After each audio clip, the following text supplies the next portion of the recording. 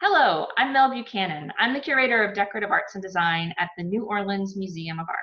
And I'm so pleased to be here today with Elle Shushan. Ellie's a native New Orleanian, but she is a Philadelphia-based portrait miniature specialist now. So I've asked her to join us today to talk about a few wonderful portrait miniatures in NOMA's collection. But first, a simple question.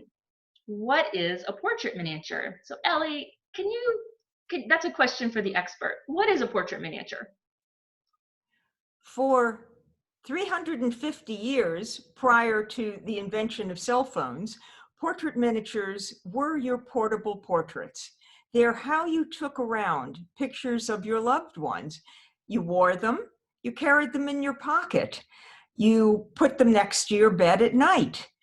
And many times, particularly in America, they were painted by the same people who painted the big portraits. So they're not, in fact, trinkets. They are actual little tiny works of art. Exquisite works of art. Well, we at NOMA, we're lucky enough to have a phenomenal collection of this special art form of portrait miniatures. We have about 400 in the collection. When the doors are back open again, you'll see that we have a little over 100 of them on view, drawn from a single collection, the Latter-Schlesinger collection that came to the museum in the mid-1970s. It was a gift from a woman who was the president of our board, Shirley Latter Kaufman, but it was her parents' collection, Harry and Anna Latter, and they loved British portrait miniatures. And Ellie, you're one of the hands down expert on this form, an encyclopedia of all the makers, all the styles. So I wanted to talk with you today about a few of the exquisite examples of our collection, but I actually have to say it's not your expertise only that attracted me to want to have this conversation. This week at NOMA, we're looking at different ways that art tells stories. And that's how I'm so drawn to these portrait miniatures. They have the characters in them and they lend themselves to these beautiful stories of human relationships. And especially you, I love your approach. You've been so generous sharing knowledge about NOMA's collection with us for our research, and you always make them so approachable and relatable. I often say to myself, what could I possibly have in common with an 18th century duchess? But when you tell the stories that you know about these portrait miniatures, it makes it so human and relatable. And I thought that'd be a wonderful thing to share today. So tell us a little bit more about your approach, Ellie. I love the ones where the sitters are identified and you can come up with the stories about why they were painted and when they were painted. And many times, which just makes me so happy, the painters are absolutely as weird and as much fun as the sitters. So you get two stories out of it. And sometimes you have the record of what a third person thought looking at the portrait. So then you can see everything that ever happened about this painting. Let's jump in and take a look at some of the highlights from NOMA's collection and see some of these stories. Let me just pull up our presentation here. And there we go. So the first portrait miniature that we thought we would look at today is one of the earlier ones. We're here in the early 17th century of Peter Oliver of Elizabeth, who was an English or princess, but I think I better turn this over to you to tell the story of this fascinating life of Elizabeth. Well, when she was born, she was a Scottish princess. She was the eldest child of James VI of Scotland. She was named Elizabeth because he was in line to take the British throne after Elizabeth I died. So he named his eldest daughter Elizabeth to suck up to the current queen a bit. And in fact, he did get the throne. He had sons. Charles I was his son, but he had this beautiful daughter. And in the 16th century, what beautiful daughters were good for was trade. They were tokens for trade negotiations, for country negotiations. Okay, So you've got a great army. We're about to go to battle with France. You can marry this gorgeous daughter, but in return, you need to back us up if we get in trouble on the battlefield. Or at the same time, okay, you've got a trade route coming in from Turkey. We need to bring things in from the Far East. How about a daughter to open that trade route?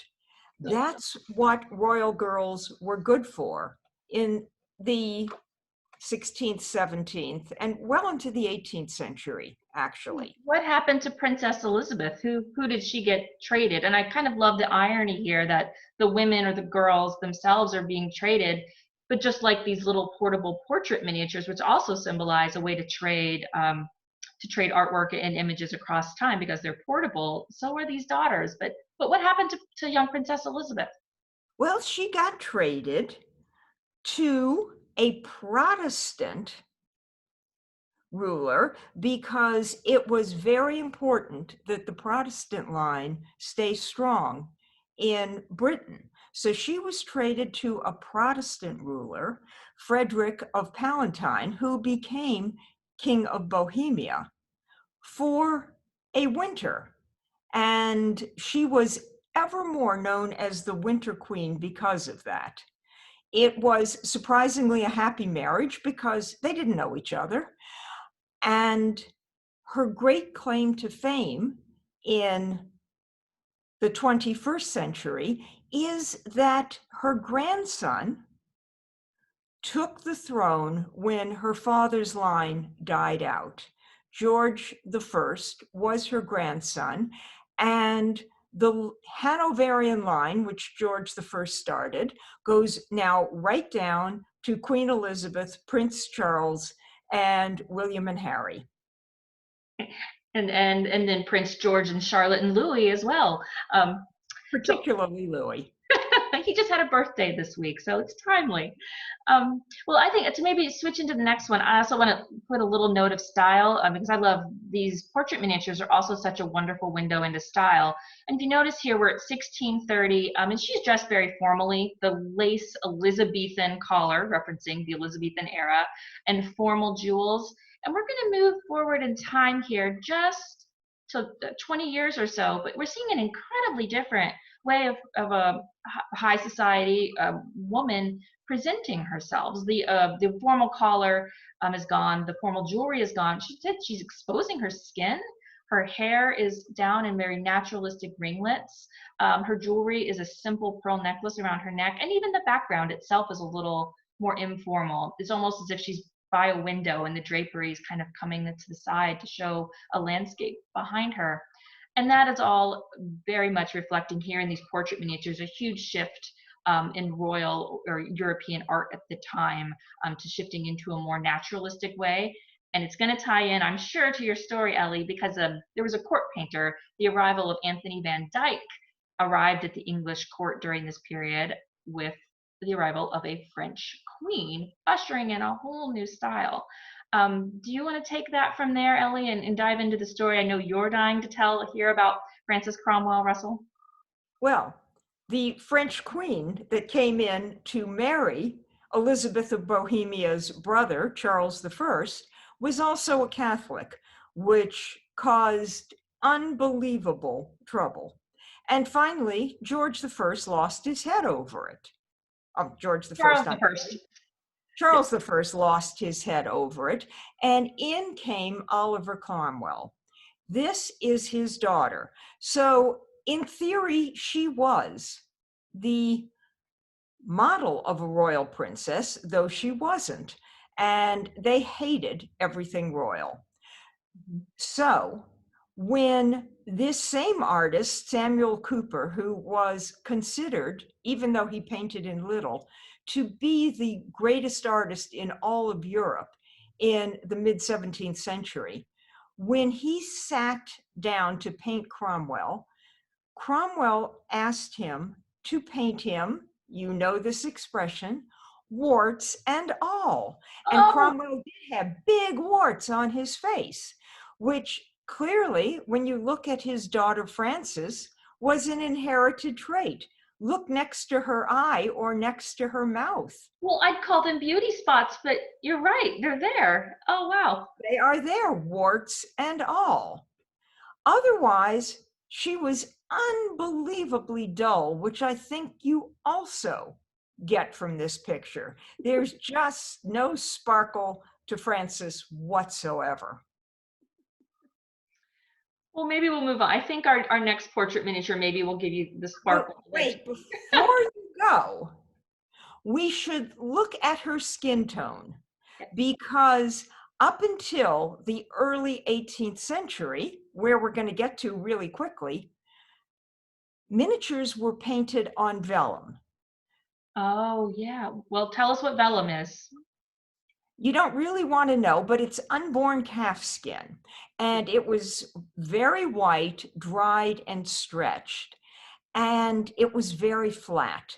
So you see that in addition to not having much life as a human being, she didn't have much glow to her. She just sort of looks flat all the way around.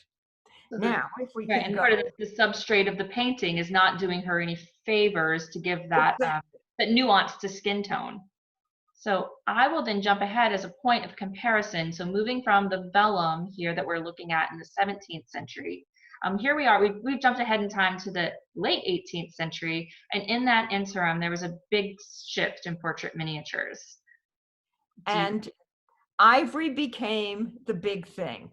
Now, look at this pretty boy's complexion. It's pink. He's rosy. That is English peaches and cream if I've ever seen it. He is, as Ernest Hemingway said when he saw the painting this miniature was based on, he's arrogant. There is his painting by Sir Joshua Reynolds. And you can see that the ivory looks every bit as good as the oil painting. He just glows in all areas, which makes it much more lifelike. And if you had to carry this around, for instance, in 1790, if you were going to go to war in America, it was a 2-month trip over, a 2-month trip back, and you were there for a year or two. So this is the most you had to hold on to your loved one. And you wanted it to look as much like them as possible. Yeah, because I love the intimacy of these little objects. I mean, this is a wonderful example here. It's an incredibly famous, well-known painting by the 18th century master of British art, Sir Joshua Reynolds. But this is a grand piece. This hangs in the Metropolitan Museum of Art. And remind me, is this life size or? Larger than life size. And this is not an approachable type object. This is a state portrait. But then you have this companion piece, it means something entirely different. I love that sensitivity that this little a piece of him that exists out there in the world for his loved ones to have a hold of. But when Ernest Hemingway toured the Met in 1950 and saw this, he said, "That's a damn good painting," and referred to Captain Kosmacher as arrogant. Look how he leans against the tree. Could not believe the attitude of this guy, which is what makes paintings of human beings so interesting, is you really get to know the person. Yeah, I feel like I know him. Actually, here, I also feel like I know that horse. That's a saucy horse as well. So looks like there was much attention drawn to capturing not only the physical attributes of the horse, but does the horse have personality too? Actually, the horse had 8 sittings all by himself with Joshua Reynolds. It was a portrait of a specific horse. Yeah. Captain George had 20 sittings, but 8 sittings for an animal was a record for Joshua Reynolds. Well, this is beautiful. So just to clarify for everyone, so this miniature is by an artist, Samuel Shelley, who was Sir Joshua Reynolds' kind of go-to man for making miniatures on ivory as a copy of his larger state portraits. He had many copyists, but Shelley was his favorite. So this cost Captain George a pretty penny between the painting and the miniature. Uh-huh. But he was marrying into titled money, so no expense needed to be spared. Well, maybe titles, maybe that's a good link into our next portrait miniature, which is, I think, both of our favorites. It's a beautiful little work of art. And you can see in the title here, we're looking at Henrietta Ponsonby, the Countess of Besborough. And I suspect you wanted to look at this one today for two reasons. Well, as the feminist in me, I'm going to certainly make sure that we talk about Anne Mee, the female artist. But we're probably going to talk a little bit about Henrietta Ponsonby, and we will have to keep it clean. This is a family show, Ellie. So tell us a little bit more about the Countess. This Countess, who sadly has sort of disappeared from the top of the gossip pile in history because so much has been written about her elder sister, the Duchess of Devonshire. Can I pause here just for the pop Yes. culture?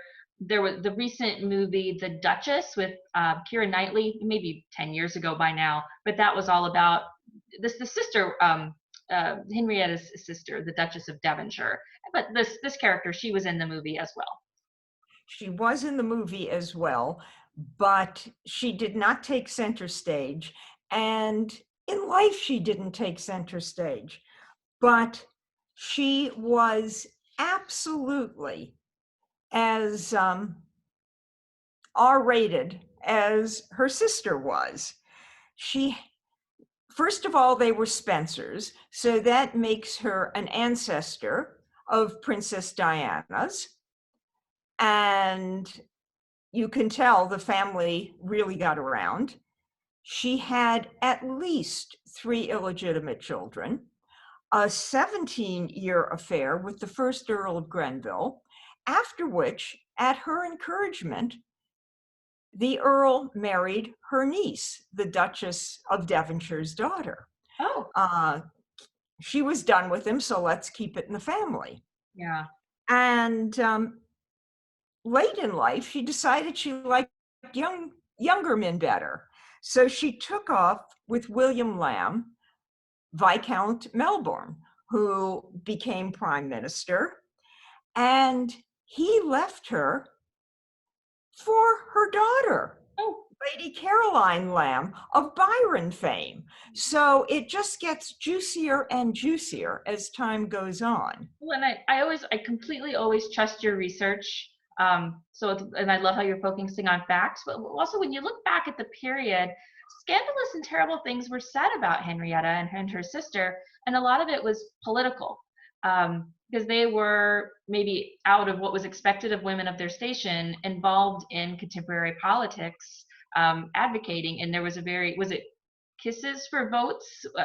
That was the Duchess, yes. And so all of these scandalous cartoons that were essentially accusing these very high station ladies of exchanging inappropriate things for political influence. So I don't know whether that's true or not, but the feminist in me looks back and says it's because they were engaged in politics, and it was considered that it was not appropriate for them to be, in that men's club of politics. Am I understanding that right, Ellie? Absolutely, but They all worked on the not so modern theory that no press is bad press. And they were actually thrilled for all the cartoons, which would have been the TMZ of the day. And if just Google any of these cartoons, you actually Google Henrietta Ponsonby, and you'll end up at the cartoons pretty quickly. But before we move on to the next, I just want to mention Anne Mee, the artist. So the only female artist we have in this selection. But can you tell us a little bit more about the role of female artists in the art of portrait miniature, Ellie? Portrait miniatures were always a good job for a female. There were 17th and 16th century female portrait miniaturists. Mrs. Mee got great training from the royal miniaturist, Richard Causeway, and then she landed a husband, which was a fabulous thing. She wasn't going to have to support herself, but she loved painting. He, though, put his foot down and forbid her to paint men because he thought sitting in the studio was too intimate a situation for his wife to put herself in. So from the time she got married, which was very early on, just about the time she painted Henrietta, she never again painted a man. Well, that's, I mean, I guess as the historian, I'm glad she was able to keep painting, because I know you've pointed out to me that many of her women look the same, but they all look beautiful. So these wonderful. Not so much. Agree to disagree, but but you had mentioned Causeway. So the next portrait miniature here, and this is one, we have exquisite photographs, so you really can appreciate these portrait miniatures very well through photography. This is one where you really, I think, need to see it in person to truly appreciate that ivory we're talking about. So here we're in the prime of the 18th century. We have masterful artists that that know how to take advantage of the kind of opalescent or multicolored sheen of the ivory behind and let that shine through. So this Causeway of William Pitt the Younger, when you hold it in your hand, it's not only seeing it looks lifelike in his face, but the clouds behind him, it just has that unbelievable dimension to the clouds in the sky and how it's so artfully painted. But I don't know which one we launch into here first. I guess Richard Causeway. So do you want to tell us a little bit more about the artist here? Causeway was one of the great characters and great crackpots of the late 18th century. Very friendly with the whole circle, the whole Devonshire house circle, and personal painter to the Prince of Wales, who became the Prince Regent, who became George IV. A long gone now head of the National Portrait Gallery in London said that Causeway was a sartorial fop of prowess, a notable eccentric, claiming to have had several sittings from the Virgin Mary for her picture, and a personal friend of George, Prince of Wales. He was even better fitted than Sir Thomas Lawrence to present sympathetically the belle ideal of Regency faces. And indeed he was. Look at William Pitt just sort of gazing out into the half distance, very dreamy, which was their idea of great beauty. And he made a rather funny, skinny looking man with a terrible needle nose, quite handsome and fetching. And the telling thing about how desirable Causeway was is that William Pitt the Younger was the king's guy. He was the youngest prime minister ever in the history of England. He took the throne, as it were, at 24 and ruled until he died in the chair. But he was in opposition. He was a Tory.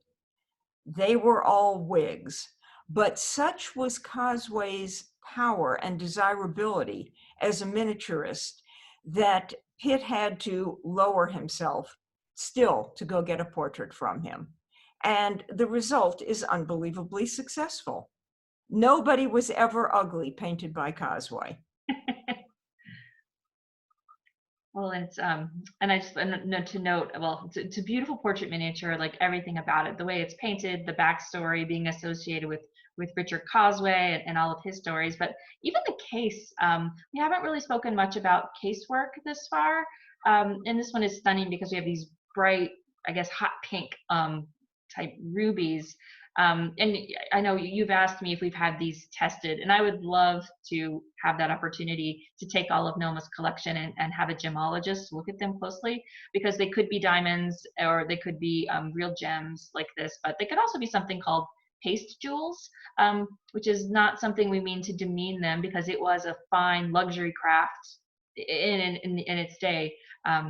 So paste jewels are basically a glass with colored foil or foil behind them to take on the appearance of a fine gem. Do you have a suspicion on this one if we're looking at paste jewels here in the hot pink or gemstones? I'm putting you on the spot. It's so unusual that whereas I would think they were garnets, I'm guessing they are paste. Mm-hmm. Because first of all, they're huge. It's Next big, of all, they're not chipped, and garnets are an unbelievably soft stone. So over 250 years, they're going to get a lot of chips, and these don't look at all chipped to me. But your jewelry curator with a loop would be able to tell you very, very quickly. Yeah.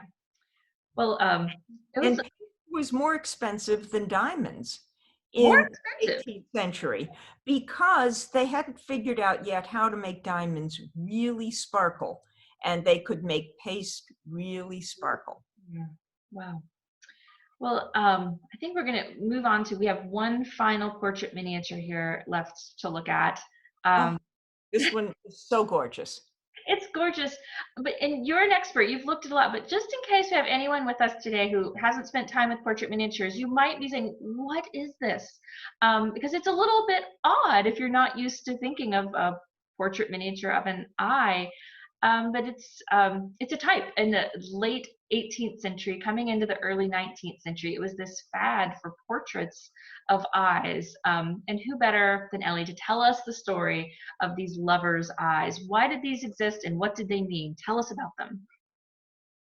By the mid 18th century, miniatures had been a thing for 300 years. So people were just looking for something different.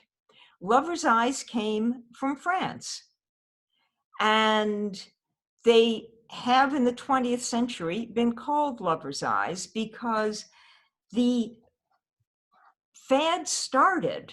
It became a huge fad after Richard Causeway from the previous miniature painted the eyes of the Prince of Wales and Mrs. Fitzherbert when they had their illegal marriage.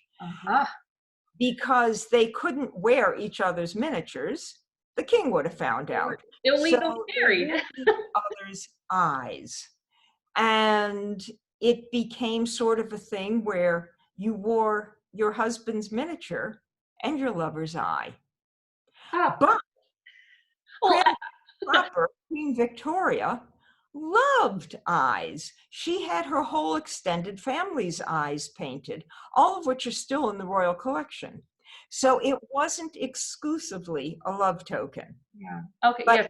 But it's intimate. You were certainly, they always have that intimacy, whether it's a lover or your own children, a little more upstanding from Queen Victoria. But I love, they're so thin, full of mystery. Like we really don't have the answers. Like all along we've known exactly who the sitters are in each one, and here we're guessing somewhat. This particular miniature is quite large for an eye. It's almost 2 inches diameter, and it came to the museum from a New Orleans collection with the story or the oral history that it's possibly a woman named Amy de Broye.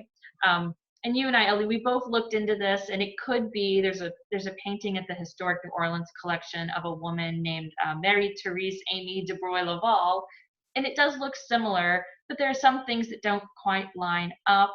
But to me, that almost makes this more beautiful. We might never know whose eye this is, and that was by intention or by design from the very beginning. If you didn't know, it wasn't your business, right? I just love that it's half hidden by a lace veil. Yeah. It just kills me. And I'm hopeful because eyes never caught on in America, which continues to surprise me. I'm very hopeful that this actually is a New Orleans piece. It would be exciting. There's no reason to assume otherwise, actually. It's just a question of figuring out who. Yeah. Well, I have had so much fun chatting with you today. I think we're going to wrap it up here. I'm so thankful that you made time to speak with us. And I want to thank everyone out there for watching us and having this little opportunity to spend time intimately here with these little objects, but also a reminder that when the museum opens back up, there's never a substitution for getting to spend time with art. And I think we're all feeling that tremendously as we're here in our homes, doing what we can to do the work we love, but all looking forward to being together again in person someday with each other, but also with the artwork. So Ellie, thank you so much for sharing your stories with us today. Thank you. It was so much fun. Well, good. I'm so glad. So thank you, everyone. Find more art like this on noma.org, and we'll see you in person as soon as we can. Thank you.